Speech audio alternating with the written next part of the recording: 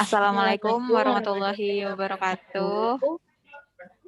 wabarakatuh. Selamat pagi, siang, sore teman-teman HI dan para penonton di YouTube Himahi. Kembali lagi bersama kami, saya Zahra. Saya Mudia Aziza di episode High Talk Oke, jadi ketiga. kami di sini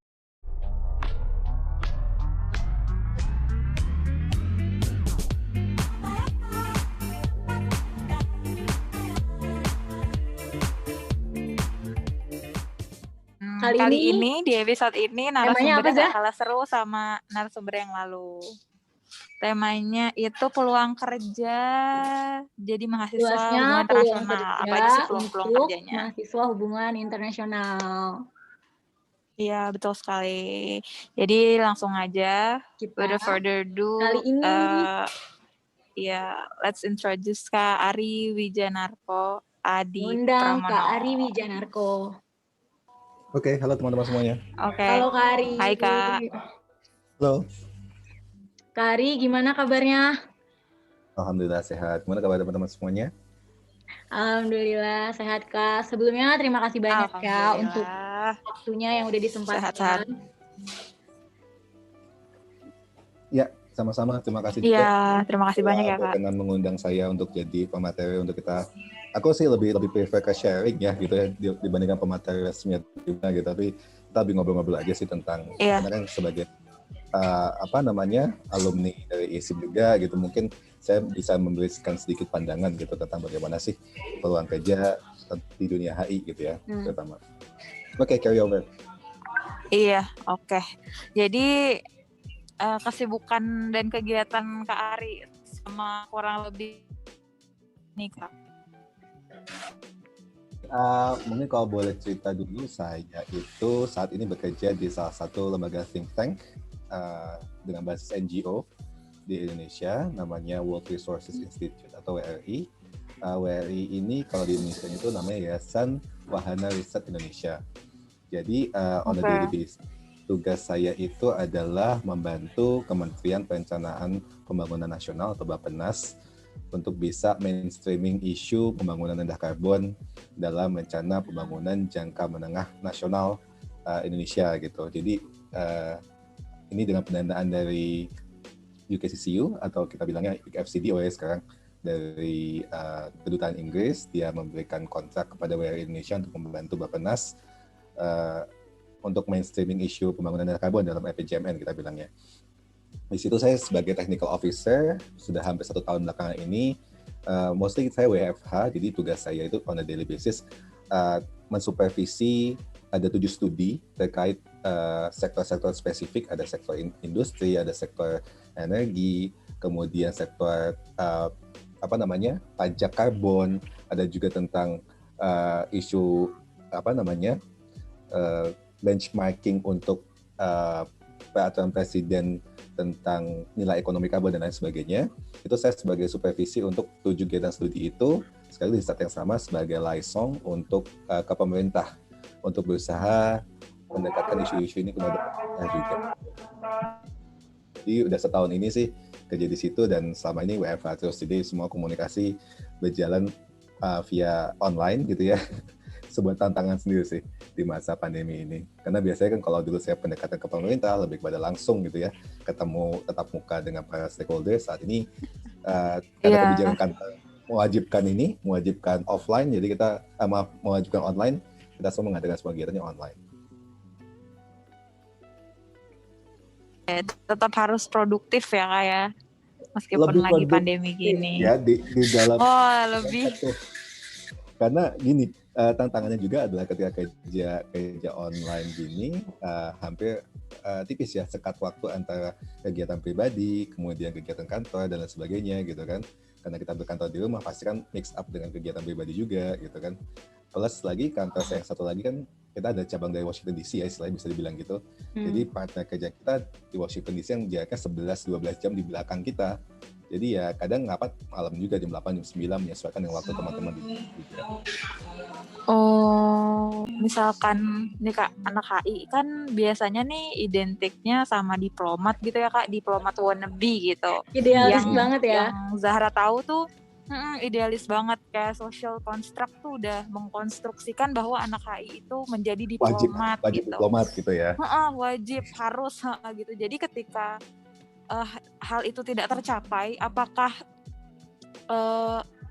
jadi anak HI-nya tuh luntur gitu Kak? Atau ada nggak sih kira-kira pekerjaan yang emang masih relate gitu sama HI gitu? Jadi nggak harus jadi diplomat, tapi itu tidak menghilangkan sense HI yang udah pernah diampu dulu waktu kuliah kayak gitu Kak. Oke, ini sebenarnya pertanyaan yang menarik gitu ya untuk anak-anak HI. Kalau dibilang anak HI wajib jadi diplomat, menurut gue salah sih. Gini, sebetulnya kalau HI itu kan, gue dulu ingat salah satu pindah cerita dulu tentang gue. Gue itu dari D3 itu fokusnya HI. D3 gue di Truman College di US, itu fokusnya memang main di HI. Kemudian di ISIP ambil HI juga, S2 saya juga ngambil HI juga, gitu kan. Tapi setelah gue pikir gitu ya, kalau anak HI hanya fokus ke diplomat tuh sebenarnya salah sih. Karena sebetulnya di ilmu HI itu, menurut gue kita tuh diajar untuk mencoba memahami banyak hal gitu. Dan berusaha menjelaskan gimana fenomena itu bisa kita jabarkan melalui ilmu HI gitu kan. Ya. Jadi sebetulnya aplikasinya itu bisa kemana aja, nggak mesti lu jadi diplomat gitu kan. Nggak mesti lu jadi orang yang terkait dengan isu-isu diplomatik doang gitu. Karena kalau mau jujur dimanapun itu, mau lu di Indonesia mau di negara lain, tes masuk diplomat HI, tes diplomat itu susah, nggak gampang. Ya, betul. Ya kan? Oke. Lu banding berapa ribu lulusan HI gitu kan, yang coba ngelamar yang setahun PDK itu pejabat diplomatik di kostet cuma 40-50, yang masuk HI itu ribuan gitu kan. Terus ketika lu nggak jadi diplomat, lu merasa kecewa gitu. Menurut gue ini salah gitu. Banyak banget sektor-sektor yang mungkin belum dilihat sama anak-anak HI gitu kan.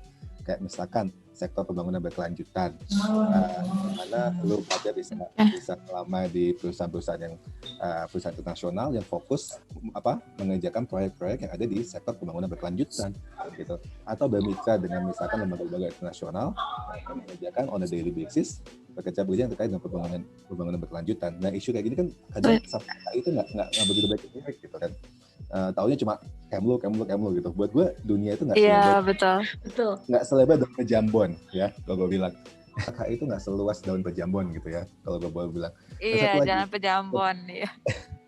Kan satu lagi, kalau lu anak HI itu dulu ada salah satu profesor gue waktu di Truman tuh bilang gini, as an international relation expert, lu itu jadi kayak gossipers gitu dibilangnya.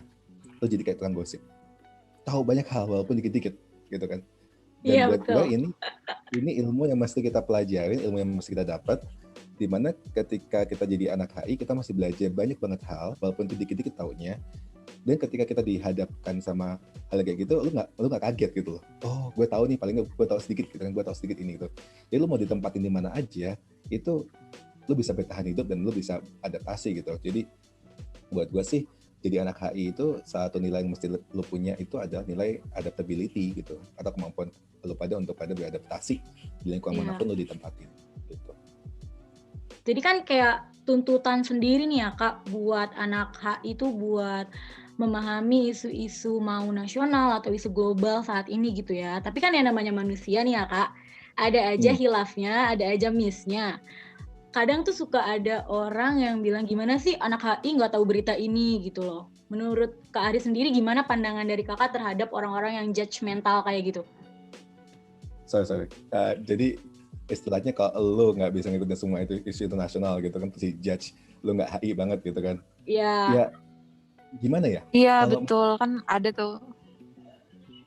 Emang ada yang kayak gitu kan? Nggak usah jauh-jauh gitu. Gue pengambil dari pengalaman gue sendiri gitu ya. Pas gue kuliah kemarin di UNSW itu, ketika diskusi kelas tuh banyak tuh yang suka, ketika masuk kelas tuh diskusinya tuh up to date banget gitu, bahkan sampai hal-hal kecil yang beberapa jam yang lalu terjadi itu dia kayak udah update banget gitu kan. Wah gila, keren sih, keren. Pelajarannya apa ya gitu kan? Sedangkan gue sendiri coba catch up itu nggak sedetail itu gitu kan, ketika diskusi di kelas tuh. Wah, buset, dia udah tahu kejadian yang beberapa jam yang lalu, kayak misalkan Donald Trump ketemu sama Kim Jong Un gitu kan di Vietnam, itu gue belum diupdate gitu, gue belum baca gitu. Tapi jangan pernah hal-hal kayak gitu tuh buat lo ngerasa lo jadi Minder. Minder. Karena buat gue yang utama itu adalah gimana lo bisa mengetahui isu-isu yang paling spesifik yang sesuai dengan apa yang passion lo punya gitu. Misalkan passion lo di isu, let's say lingkungan gitu kan ya. Terus lo ditanya sesuatu tentang Paris Agreement, lo gak ngerti. Nah itu baru boleh merasa bersalah gitu kan. Lo ngakunya anak yang HI yang suka isu lingkungan gitu, tapi ditanya tentang Paris Agreement, lo gak mudeng gitu kan. Nah itu perlu diintrospeksi diri sendiri. Kalau misalkan isu HI itu kan luas banget ya, sampai kadang ngurusin kayak kasus ini Trump nge-tweet apa nih gitu kan, lu nggak mesti tahu semuanya gitu, karena isu HI itu luas banget, nggak lu mesti tahu semuanya. Tapi kembali ke prinsip awal tadi, tahu dikit-dikit gitu kan. Oh, ketika lu tanya tentang misalkan Laut Tiongkok Selatan, gue tau lah basisnya gimana gitu kan. Oh, lu tanya misalkan hubungan Australia sama Indonesia, lu tahu basic informasinya apa. Masa perkembangan tuh bisa di catch up kok gitu kan. Nggak usah tahu semuanya gitu, karena lu punya kata berita ya jadinya. Nah ini Kak, kan selain HI kan dituntut banget untuk bisa tahu segala subjek hal-hal yang ada di Indonesia maupun di luar gitu kan. Nah ada nggak sih Kak kiat-kiat khususnya untuk para maba HI ini kan ada 2021 di mana lagi masa pandemi gini gitu, cara ngeksplorasi isu-isu HI-nya tuh mungkin ada sedikit yang susah lah gitu, apalagi di masa pandemi kayak gini. Kakak punya kiat-kiat tersendiri nggak buat gaining isu-isu HI apalagi sebagai maba gitu? Oke, buat anak-anak maba gimana caranya ngedalamin isu HI, terutama di masa pandemi ya. Buat gue pertama wajib dikuatin bahasa asing. Ya. Okay. Kenapa usul gue adalah pertama menguatkan bahasa asing terutama Inggris? Soalnya kalau boleh jujur, ilmu HI itu adalah ilmu yang cukup baru istilah di Indonesia ya, gitu. Belum sampai 50 tahun lebih di Indonesia, kalau gue nggak salah. Jadi demikian juga buku-bukunya gitu kan. Buku-buku yang ada di pasaran itu kebanyakan terjemahan dari bahasa Inggris gitu. Kadang kalau gue baca buku-buku HI yang merupakan terjemahan dari bahasa aslinya gitu, kadang agak off gitu artinya gitu kan, kalau bandingin sama buku aslinya yang dalam bahasa Inggris gitu kan. Jadi saran gue itu karena buku-buku HI dan sumber-sumber ilmu HI itu baik dalam bahasa asing, mau nggak mau lu anak HI itu wajib mempelajari dulu bahasa Inggrisnya gitu kan. Kenapa ini adalah modal buat lu juga, lu semuanya ini adalah modal untuk kedepannya. Karena gini deh, gue aja ngerasa gue tuh kalah banget sama anak-anak milenial zaman now yang sekarang udah polyglot gitu kan, dia bisa 3 atau 5 bahasa gitu kan. Yang gue sendiri aja 2 bahasa aja masih kepayahan gitu kan istilahnya. Iya. Ini penting banget buat anak-anak HI, anak-anak maba yang baru untuk bisa mengeksplor lagi ilmu HI itu. Pertama dengan penguatan bahasa dulu. Yang kedua, lu mesti cari platform-platform yang cukup terpercaya untuk ilmu HI gitu kan. Banyak banget platform-platform yang kita bisa pelajarin gitu kan, kayak misalkan kita bisa belajar dari Foreign Affairs, majalah Foreign Affairs gitu kan, FT, ada majalah-majalah lainnya yang mungkin itu ngebahas ilmu HI itu, ngebahas isu-isu HI itu dengan bahasa yang lebih ringan gitu ya, dibandingkan lu langsung mudah dimengerti. Iya, dibandingkan lu langsung baca jurnal-jurnal dalam bahasa Inggris yang asing, kompleks banget gitu. Jangan gitu deh. Kemarin waktu di UNSW aja ada beberapa dosen gue yang beban baca kita tuh paling nggak dalam 1 minggu kuliah atau 1 kali pertemuan tuh paling nggak ada 6 atau 7 artikel atau jurnal yang mesti kita baca. Masing-masing sekitar kurang lebih antara 2.000 sampai 3.000 kata gitu kan, satu jurnalnya, kali kan 7 tuh. Nah itu kalau dia ada bahasa-bahasa yang susah, even untuk orang penutur asli ya, penutur bahasa ibunya bahasa Inggris kayak orang Aussie-nya, kadang dia sendiri kesusahan gitu kan, memahami teks-teks yang dikasih sama dosen gitu. Sampai kita diskusi dalam kelas, maksudnya apa sih ini gitu kan. Gue baca 2 kali, 3 kali, 4 kali baru mudeng gitu kan. Orang Aussie-nya sendiri juga gitu, 2 kali, 3 kali baca baru dia mudeng. Terus kita diskusi di kelas gitu kan. Nah itu adalah bukti bahwa sebetulnya ilmu-ilmu HI yang di paper-paper itu memang sulit gitu kan. Jadi makanya akan lebih mudah untuk anak-anak maba memahami isu-isu HI itu kalau mulai dari hal-hal yang populer dulu gitu. Misalkan let's say kemarin misalkan ada apa namanya Trump sama ini tweet war gitu kan, mungkin kan menarik tuh, karena kan dari media sosial kan tweet war. Iya tweet war. Dia ngomong apa gitu kan. Let's say dia ngomong misalkan kita mau keluar dari WHO, dia nuduh WHO gini, emang kenapa sih, isu di belakangnya apa gitu kan. Mungkin bisa mulai dari hal yang populer dulu, lo bisa memahami dikit-dikit isu-isu HI gitu kan. Banyak diskusi sama teman-teman. Kalau gue, alhamdulillah gue benar-benar diberkahi. Istri gue tuh keren banget, kita tiap hari tuh bisa diskusi soal HI aja gitu kadang. Karena kita kadang diskusi karena kebetulan istri gue kerja di UN juga gitu. Wow. Istri gue punya yang panjang kerja di PBB gitu, saat ini dia di UNODC, United Nations Office of for Drugs and Crime. Itu di situ jadi makin semangat ya Kak. Gila, awesome. Iya. Kadang kita ngobrolnya ngelantur aja dari ngomongin apa, tiba-tiba ngomongin suatu hal yang terkait dengan isu-isu terkait dengan HI gitu kan. Jadi ngobrol anaknya pasti HI banget nih. Teman-teman kalian tuh ngobrol isu yang santai aja dulu, tahu-tahu nyambung kemana. Karena kalau kalian kalau lu lupa dan coba ngajarin kuliah pulang doang, ujung-ujungnya nggak ngapa-ngapain gitu kan, nggak sempet explore tentang isu-isu HI lagi gitu. Beberapa bahasa Inggrisnya, kedua mulai dengan hal-hal yang populer, ketiga itu cari teman diskusi gitu. Nah, itu Kak Ari udah tipsnya. Tinggal gimana inisiatifnya ya dari kita semuanya. Kadang manusia zaman now, anak-anak muda itu pada malas baca, kadang gue bingung. Ya, gue contoh aja deh, gue sering banget gitu kan, kayak misalkan sayang banget. Kadang gue sering sharing kayak gini ya, gue sering sharing di sosmed gue. Dan isi acara di itu ada jelas tulisan misalkan pendaftaran klik bit.ly masih ada nanya daftar gimana gitu kan. Gue kadang mau pikir baca poster ya kok kebangetan gitu kan, di poster udah ada gitu kan. Langsung kayak gitu tuh kadang gue bingung gitu kan, cari tahu di mana gitu kan. Ya kan itu ada tulisannya gitu kan. Jadi jangan pernah puas dengan informasi yang instan. Misalkan lo dapat informasi, let's say informasi si A gitu kan, dia mendukung ini gitu kan, benar nggak gitu kan, nggak mau cari tahu lagi, udah langsung sebar gitu kan. Padahal kalau anak mahasiswa apalagi anak HI itu menurut kalau banget sama triangulasi lu nyari informasi dari berbagai sudut, dari berbagai dan yang benar kayak gimana sih gitu. Nah kalau HI cuma percaya satu aliran ya udah jadi kayak ini aja, daun aja gitu kan, kayak ikan mati. Kanan ya kayak kanan, ke kiri gitu kan, mau jatuh sama-sama jatuh gitu kan, lu nggak punya pandangan sendiri gitu.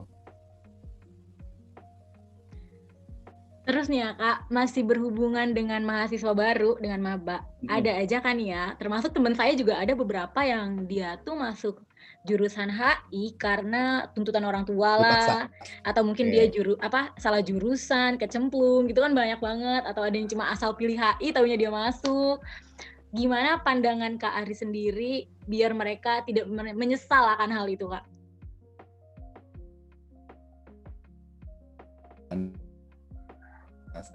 Itu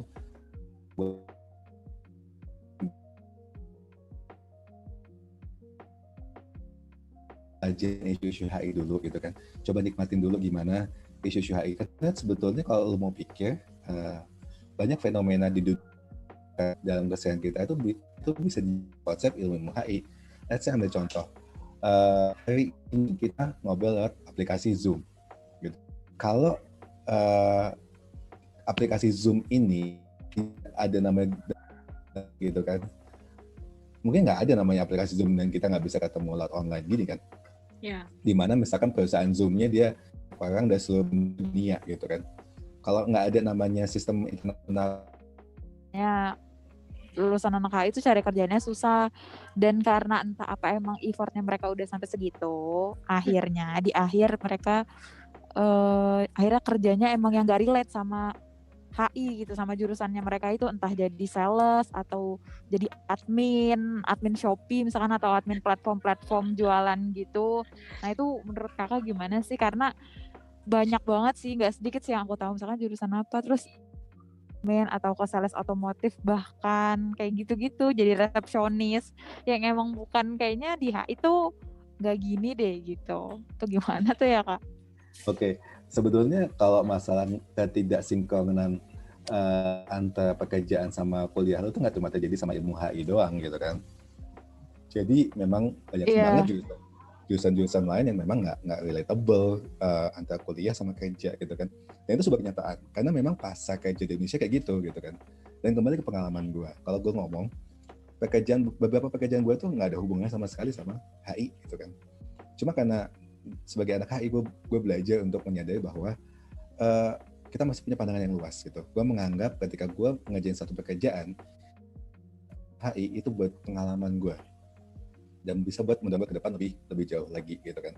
Gue mau contoh aja deh, gue lulus dari ISIP, kerja selanjutnya setelah DNTI itu nggak ada hubungannya lagi sama HR, nggak ada hubungannya sama HI gitu kan. Karena gue diminta lembaga itu bubarin waktu Presiden Jokowi kepilih tahun 2015, gue tiba-tiba jobless gitu kan. Dan gue dipanggil waktu itu ke WWF itu untuk ngerjain yang gue bilang tadi, proyek magang gitu, dimana lu bisa ngejembatani anak-anak magang, anak-anak mahasiswa untuk magang di WWF gitu kan, sekalian untuk bisa lebih showcasing ke WWF gitu. Emang organisasinya HI banget gitu kan, lu kayak jadi NGO gitu. Iya. Gitu kan, gitu. Kagak ada hubungannya sama HI, tapi pengalaman gue sebagai anak HI mau nunjukin gue bahwa lo tuh masih bisa berada di mana aja dan lo tuh masih tahu hal walaupun dikit-dikit gitu kan. Gue pelajarin gitu kan, gue bener-bener siapin gitu kan ilmu itu gitu, untuk bisa bertahan di mana aja. Dan gue 3 tahun di situ megang isu HR gitu kan. Jadi kalau ada yang mau masuk ke WWF Indonesia waktu itu, gue lah rekruternya gitu, mesti lihat gue dulu gitu. Kalau dia pikir hubungannya apa sama HI. Jadi buat gue yang paling penting bagi anak HI itu adalah lo senantiasa mau untuk belajar gitu. Kalau lo stuck di satu isu, lo berhenti belajar, saat itu lo akan kalah sama anak-anak HI. Oke nih Kak. Dari Kak Ari sendiri, ada gak sih sepatah 2 patah kata untuk mahasiswa HI, entah itu mahasiswa baru, entah itu yang lagi KKL, entah itu yang lagi seminar, atau yang lagi skripsi, dan atau bahkan yang lagi baru lulus atau fresh graduate yang bingung mau kerja di mana, ada yang ingin Kak Ari sampaikan nggak? Anak HI susah kerja ya gitu kan. Padahal lu sendiri nggak mau cari gitu kan. Dan ada gue udah nyari kanan kiri, masa gue tanya gitu kan, udah pernah coba ini belum gitu kan, belum gitu, udah pernah coba ini belum gitu. Yang kedua, kembali soal attitude tadi gitu kan, untuk anak-anak yang mau kerja. Kembali ke kisah yang belum sempat gue cerita nih, gue pernah nginterview anak fresh graduate anak HI gitu. Gue gak akan bilang di kampus mana. Ketika gue tanya, lu bisa introduce diri lu sendiri nggak gitu kan. Itu pertanyaan standar seorang HR gitu kan. Could you please introduce yourself? Dia jawabnya adalah, Bapak kan baca CV saya, Bapak kan punya CV saya, baca aja Pak. Gitu. Oke, gue bilang, baiklah. Kemudian Mas, kalau boleh tahu, kenapa kita mesti memilih Mas dibandingkan orang lain gitu kan? Itu juga template standar tuh, pertanyaan HR gitu kan. Terus dijawab, ya karena saya lulus dari universitas terbaik, dengan nilai baik gitu kan, dan saya punya prestasi pengalaman lomba yang banyak dan baik gitu kan. Makanya saya pikir saya patut digaji waktu dia minta 10 juta gitu kan. Buat gue, lo anak fresh graduate gitu kan, gue belum tahu pengalaman kerja lo kayak gimana. Gue gak peduli lo punya pengalaman banyak seminar, banyak menang lomba, tapi kalau lo gak punya attitude, lo gak punya bukti bahwa lo bisa kerja, gue gak akan ambil itu. Apalagi value dia gak cocok sama kita gitu kan. Waktu di WWF kita butuh orang yang bisa approachable, orang yang komunikatif, orang yang bisa diajak ngobrol dengan enak gitu. Karena nanti kita kerja sama masyarakat, sama pemerintah gitu kan. Kalau lu modelnya orang kayak gini ditanya bisa memperkenalkan diri sendiri gitu, lu kan pegang CV gue, jawabannya gue nggak akan langsung pilih gitu kan.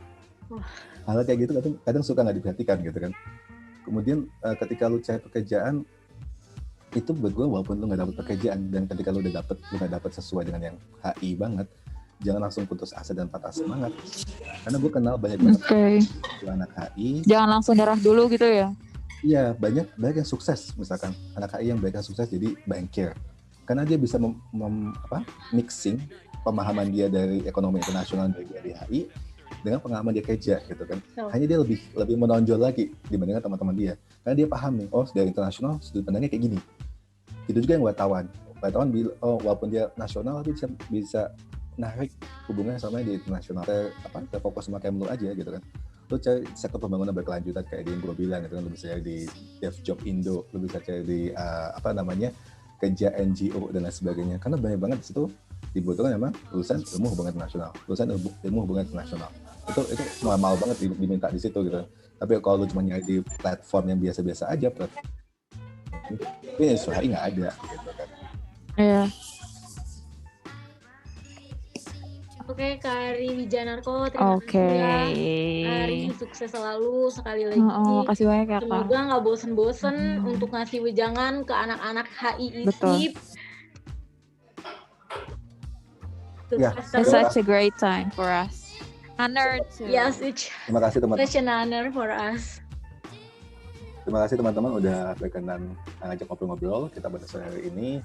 Dimanapun gue juga senang untuk bisa ngobrol-ngobrol lagi sama teman-teman HI ISIP Jakarta, karena gimana pun gue adalah alma mater situ, dan gue pengen bisa terus ke depannya diskusi ini bisa berjalan terus gitu, karena gimana pun juga jangan sampai tutup mata bahwa anak HI apalagi dari ISIP gitu kan cuma bisa kesini mau bisa ke situ gitu kan, luas banget kok aplikasinya. Jangan pernah menyerah, jangan pernah menyerah, jangan mudah putus asa. Semangat terus teman-teman, terutama di masa pandemi ini. Dan buat yang masih kuliah, semoga lancar kuliahnya, dapat IPK yang bagus. Amin, gitu kan. Amin. Gitu kan, nggak sadis-sadis gitu. Kebagian bimbingannya sama dosennya care, nggak cuma dosen melepaskan kalian begitu aja gitu kan. Kemudian yang lagi magang, semangat magangnya, jangan cuma mau disuruh bahasa Indonesia gitu kan. Always curious. Buat masih mengerjakan skripsi, semangat mengerjakan skripsinya, mudah-mudahan lancar skripsinya, jangan sampai 14 semester ya, dan mudah-mudahan yang sedang mencari kerja dan akan segera bekerja, mudah-mudahan cepat dapat kerja, terutama di masa pandemi ini. Amin. Iya, terima kasih Kak Ari. See you next time. Terima kasih semua. Sampai bertemu di terima kasih, selamat sore. Di lain waktu. Selamat sore. Assalamualaikum warahmatullahi wabarakatuh.